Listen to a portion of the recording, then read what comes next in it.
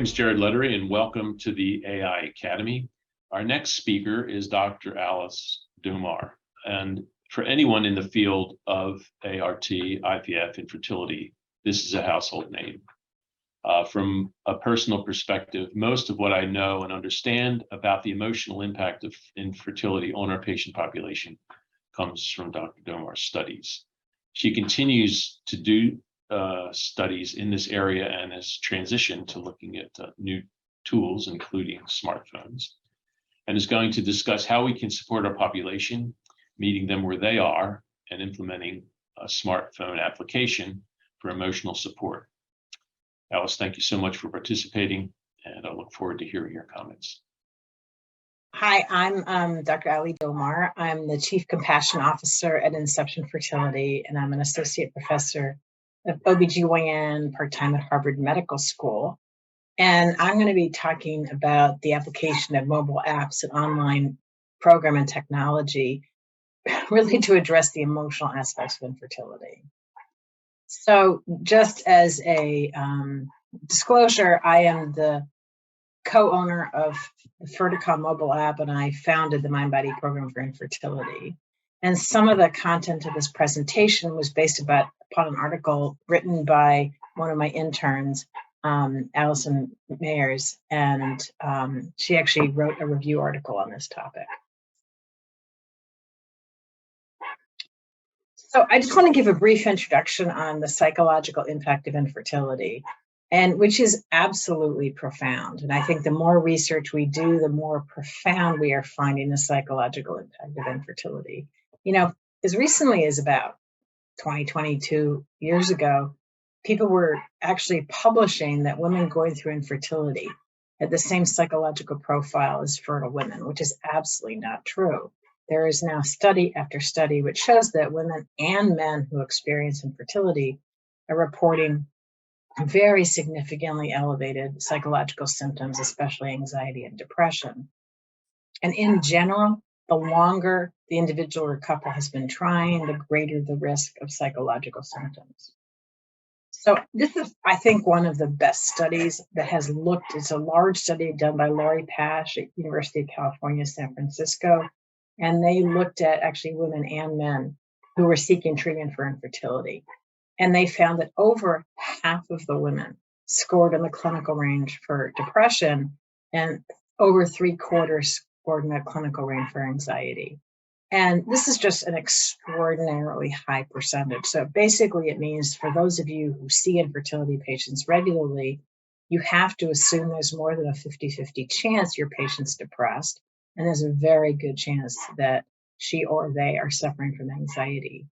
And what's really sad about this study is of the women who were experiencing psychological symptoms, only a fifth of them said that they had been offered mental health support. And this actually happens to be in a center that has a fantastic variety of mental health resources available. So even though most of the patients had anxiety and or depression, most of them don't remember or recollect being offered any kind of support.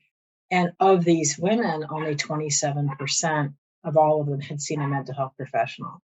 So, you know, here we have a situation where the majority of these individuals and couples are experiencing very significant negative psychological symptoms. Most of them aren't offered support, and even the ones who are, the vast majority do not choose to see a mental health professional. There are estimates worldwide that anywhere from 25 to 60% of women with infertility report clinical depression. And this actually goes a step farther in that suicide is a very real risk. One study reported that almost 10% of infertile women reported suicidal ideation or attempt. And in a huge Danish study, women who did not have a child after their infertility eval were more than twice as likely to attempt or commit suicide than women who were successful with treatment. And so when you look at this number of almost 10%, and I think about, you know, the clinic I'm working at now at Inception, you know, which does upwards of 20,000 cycles a year, you have to think that's a lot of people who are suffering terribly from depression and or anxiety. So most clinicians in this field also feel, in addition to the distress, that patients stay in treatment until either they get pregnant, or they run out of insurance coverage or money, or their physician recommends they discontinue treatment. And this had been a pretty much everyone you talked to until I think it was 2004 felt that those are the only reasons someone would drop out of treatment, that no one really thought about the impact of distress. And yet, in fact, globally, the number one reason that people drop out is financial. If someone doesn't have insurance or doesn't have the money to pay for treatment, they are going to drop out of treatment. But for patients who have insurance and coverage or financial resources, actually the number one reason why they drop out of treatment is stress. And, you look at countries, in Europe and around the world where anywhere from 3 to 6 cycles are covered, and upwards of half of all patients drop out of treatment. The clinic where I used to work is in Massachusetts, where 6 IVF cycles are covered. And more than a third of patients dropped out before they got pregnant, before they ran out of insurance coverage. And when we surveyed them, again, the number one reason was the emotional burden of treatment. So here we now have, our patients are suffering terribly. They're depressed, they're anxious, and, suicide is a concern. And we also know that anxiety, that angst, is the number one reason why insured patients drop out of treatment. So it really makes sense to integrate stress-reducing strategies for patients who are undergoing treatment. And if we could add stress-reducing strategies for patients, the patients would suffer less. I'm a psychologist, so I really care that patients suffer less. It would probably keep patients in treatment, and actually we've done research on that, which I'll go over. But we know that if we reduce stress, patients are more likely to stay in treatment. We also are concerned, for those of us who work in an infertility center, that very stressed patients make for very stressed nurses. And nursing turnover rates are epidemic right now. The pandemic has had a huge impact. But if we can potentially reduce patient stress, we're also going to reduce nursing turnover.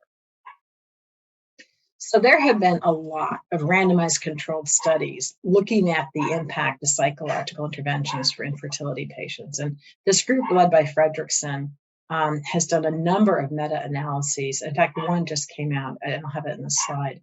But the meta-analysis they did a few years ago showed that psychological interventions have a huge impact on pregnancy rates, a big impact on psychological distress. The most anxious patients who went through a psychological intervention had the highest pregnancy rates. And the form of intervention that was the most highly recommended was cognitive behavior therapy.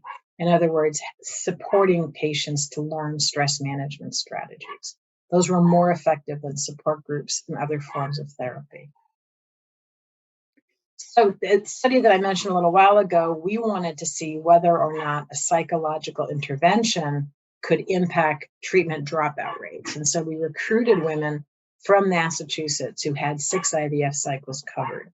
And before that, we had 166 women. Before they started their first IVF cycle, we randomized them to be either in the intervention group or the control group. And we mailed the intervention patients a packet. It was like a stress management packet. There was information on coping, relaxation exercises, etc. So we mailed, half these women a packet. We didn't mail the control group the packet, and we just left them alone for a year. We never asked the intervention patients if they had opened the packet or used the packet. We simply mailed it to them. And we found was the dropout rate for the intervention group was 67% lower than the dropout rate of the control group. So here we've shown that simply mailing a stress management packet can significantly reduce dropout rates. We also found the women who got the dropout packet also reported better quality of life, less distress, etc. So clearly, providing patients with psychological resources, relaxation, cognitive therapy, is very beneficial. We are now seeing millennials. Millennials are the patients that are coming to clinics. And millennials tend to be more demanding in terms of information. They expect information to be on their phone. And so I've had patients say, I was at the clinic at 7:30 this morning for blood work and ultrasound. It's now 9:10, and no one has contacted me with my results. And they're looking at their phone, tapping their phone. And so they want what they need on their phones. And until relatively recently, mobile apps in the infertility space, still pretty much are, offering ovulation predicting and timing conception and coordinating the treatment cycles and predicting treatment outcome. There's virtually nothing until recently, which is an app which actually provides psychological support or cognitive behavior therapy. So a study that I headed up a few years ago of almost 2,000 men and women who are experiencing infertility.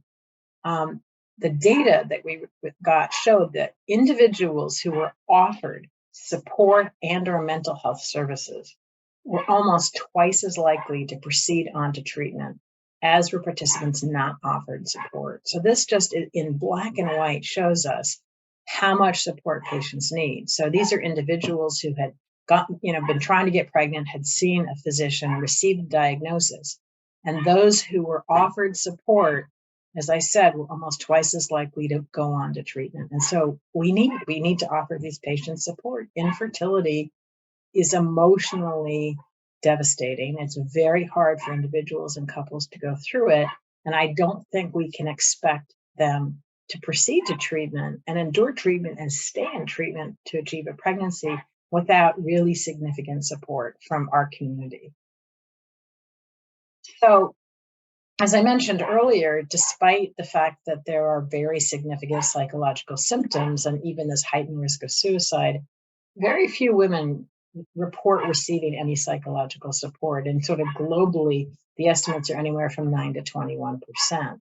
And you know what? That needs to be 100%. Every individual or couple who are going through infertility need to be offered ways to help them cope, reduce their stress, reduce their angst. So they also need support, which sort of goes in, that, our patients are walking in with their phones and they want support that's convenient. They want it to be confidential. They want it to be effective. And again, they're somewhat suspicious. They want it to be data supported.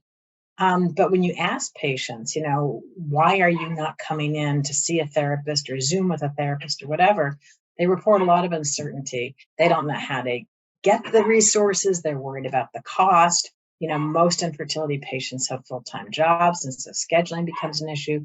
They're very worried about confidentiality. They're afraid that if their physician knows they're seeing a therapist, they'll be dismissed from treatment. And there's a lot of challenge with travel for those who aren't doing Zoom or meetings or remote or whatever. So a number of years ago, my colleague, Dr. Elizabeth Burrell, who's a psychologist at Weill Cornell Medical Center, decided that what the world needed was a mobile app. And both of us are cognitive behavioral psychologists. So we designed Ferticon. As I said, I'm a co-owner of it. It's designed specifically to address the needs of women with infertility. So both those already who are in treatment and those who are still trying to conceive on their own. And it's now on the Apple and Android stores. And right now it's also free to anyone in Canada. It's sponsored in Canada by Ferring. And basically what Liz and I did was, both of us, I think between the two of us, we have like 75 years of experience. We thought about all the situations that cause our patients the most distress. And we came up with the 50 situations, which are the ones that our patients talk about the most.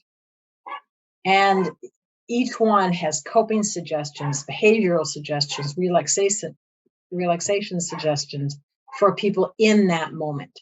And, if someone is going through infertility and, it's a Saturday afternoon and they find out their sister is pregnant, that's when they go into a panic. Or they're at a dinner party and they go into the bathroom and find they got their period.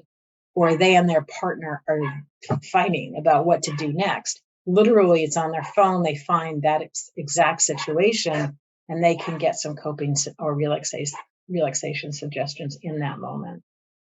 So this is how Ferticom looks. I mean, you can see here, there are 12 different, ideas. And so you have the 2-week wait, which is, I think, right now the most popular.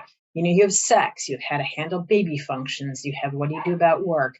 And so when a woman is feeling distressed, she opens the app, she gets all these options. And what she can do is just, let's say, again, I said the 2-week wait is the one that really is the hardest time. The research shows that time between ovulation or embryo transfer and pregnancy test is the most anxiety provoking. And so she hits the 2-week wait, and then she has options here. Is it going to the bathroom?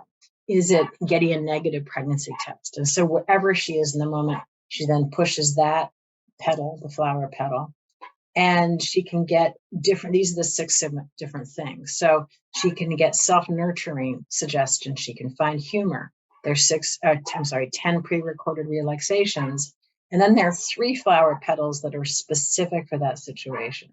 So for example, let's say her negative thought is, I know I'm not pregnant. A balanced thought would be, I might be pregnant and I'll know very soon. If I'm not pregnant, I'll make an appointment with my doctor to come up with next steps. And so for you who treat patients, would you rather your patient think to herself, I'm not pregnant, I'm not pregnant, I'm not pregnant? Or would you rather she think to herself that balanced thought? So that's a cognitive strategy.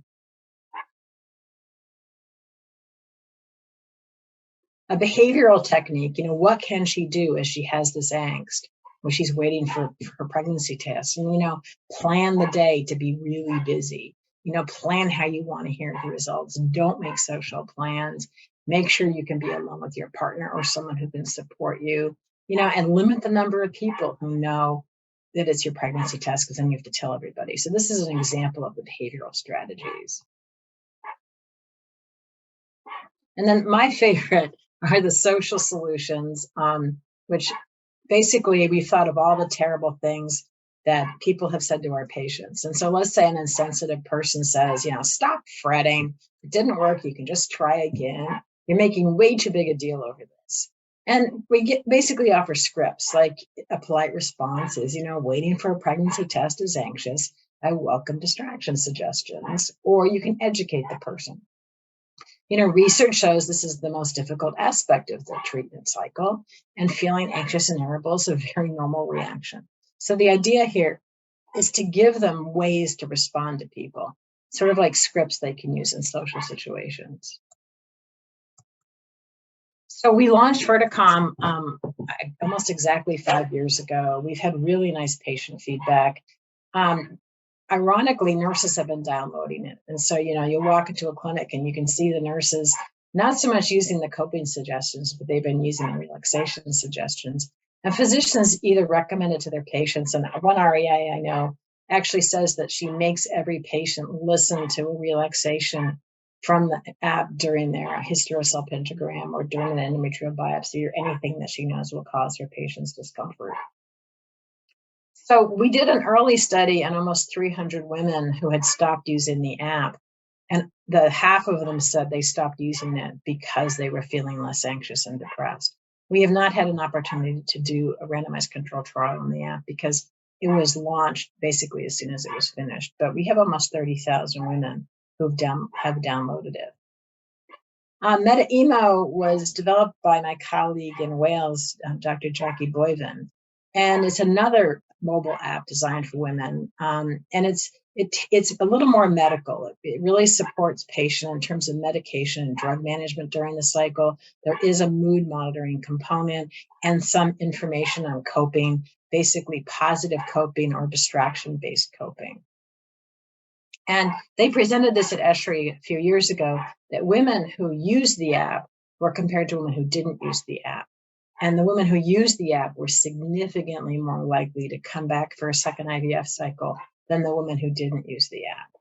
And they just published this paper in Human Reproduction where they, this has been presented in one clinic, and almost all patients expressed an interest in using the app. About 80% of the patients did use the app. It was used much more often for medical information and for emotional support.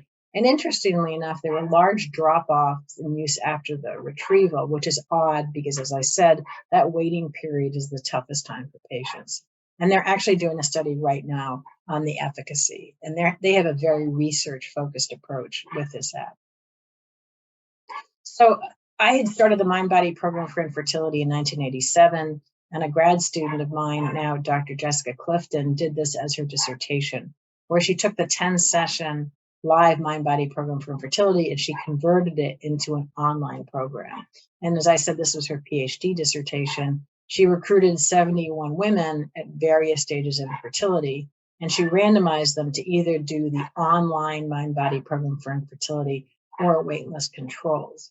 And the women who did the online program reported very significant decreases in all the psychological symptoms, stress, social concerns, etc. And the conception rate was almost 3 times that of the control group, 53% versus 20%.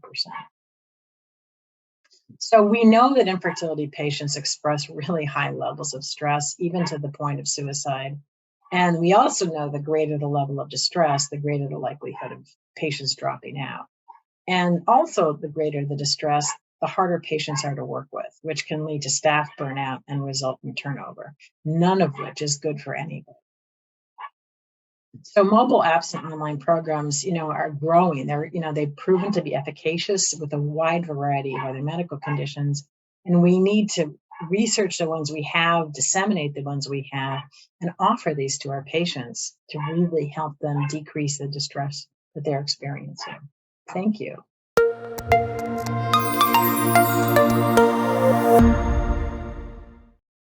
That was great. Lots of people on the call and presentation. I'll share with you a couple of immediate thoughts. I think this speaks to exactly what our demographic needs, something that's accessible on the phone and that's proven to be effective. It's amazing. The studies that she cited go back as far as 1999. That's a tremendous period of time to evolve, and we're about to the point where we really need to incorporate these into everyday clinical care. There are some questions here, and why don't I shift to that? And if we have time, then we can have additional comments. Single women undergoing IVF, how do these apply? Great question. In our population here, probably about a third of our patients are either single women, LGBTQ plus community, where the potential in the single woman, there may not be a partner. Listening to Ali talk prompted me to formulate a specific question, which quite frankly, I never do in our single women population. And that is to ask them, how deep is the support system? She didn't share any information about how effective it is in this population of single women, but it's clearly a starting point for the support they need. I hope that's addressing your question, although I don't know of any data to distinguish the use of these apps in single women versus those in relationships. Next question is,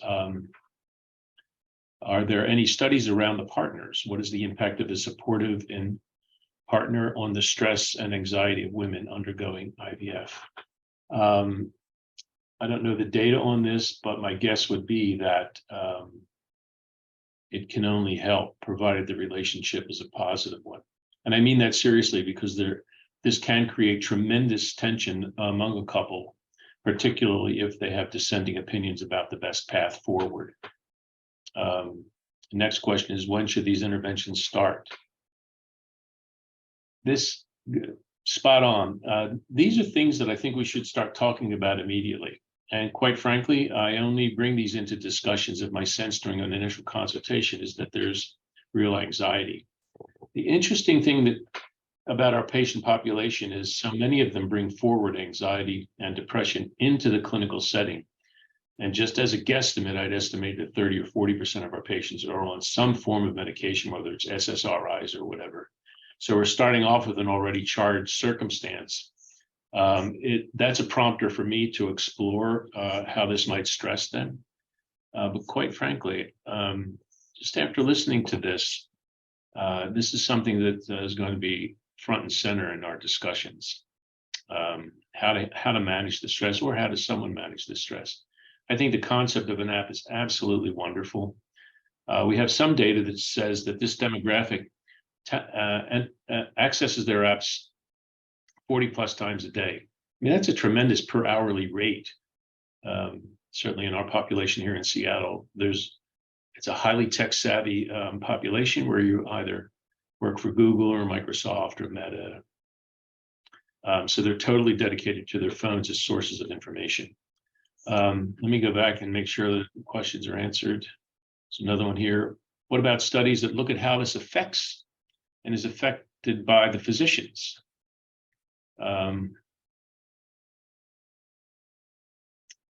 And how can we ensure that this data is shared widely? And how many of these women had pre-existing mental health diagnoses? In a soft way, I addressed that last one. I suspect that in developed markets, that's not an unusual number of 30% on some form of medication. The studies that look at how this affects and is affected by physicians. Yeah, I totally admitted my own perspective that I don't address this as aggressively as I should. And I think I speak for the whole group here, and probably for most practitioners. You kind of get caught up in the technology. Ironically, this whole seminar of the AI Academy is dedicated to precisely that. How can we advance technology in clinical care? So we tend to get caught up in that regarding counseling, about the technology's success rates, and the clinical hands-on path forward. So the emotional thing kind of gets lost. And if there's any other questions, I would really invite everyone to post them now. And if not, that was great. I really appreciate your presence and attendance. We have several more lectures coming up, and look forward to seeing you attend those also. They're equally engaging. Thanks so much. We'll end here.